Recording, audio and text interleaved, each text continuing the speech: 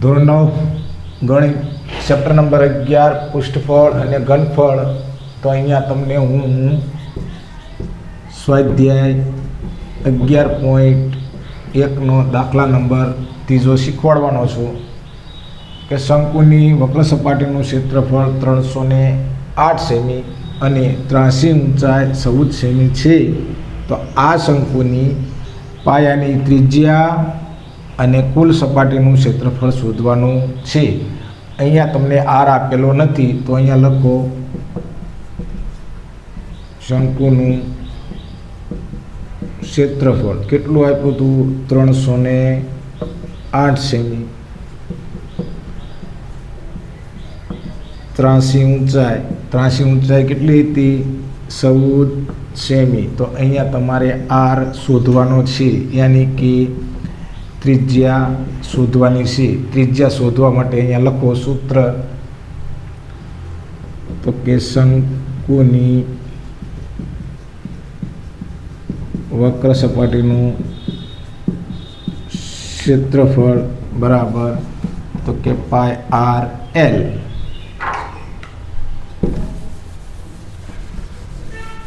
હવે તમને આપી દીધું છે શંકુની વક્ર સપાટીનું ક્ષેત્રફળ તો કે 308, પાયની કિંમત 22/. આર શોધવાનો છે, એલ કેટલો આપ્યો છે? 14. હવે તમે આરને બહાર કાઢો, તો હવે તમે આરને બહાર કાઢો એટલે ઉપરના પદ નીચે આવશે અને નીચેના પદ ઉપર આવશે. તો કે 308 ગુણ્યા 7, અહીંયા 22 ગુણ્યા 14. બરોબર ધ્યાન આપજો. તો કે 7 દુ 14, 308 ભાગ્યા 2 કરો એટલે 154, 154 ભાગ્યા 22 કરો એટલે 22 પંચા 110 અને 22 132, 22 7 154.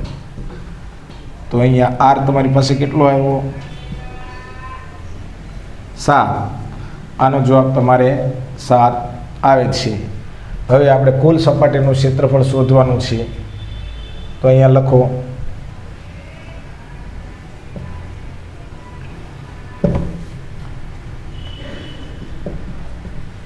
શંકુની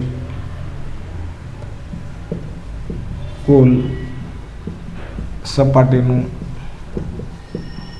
ક્ષેત્રફળ બરાબર તો કે પાય આર એલ વત્તા પાય આરનો સ્ક્વેર.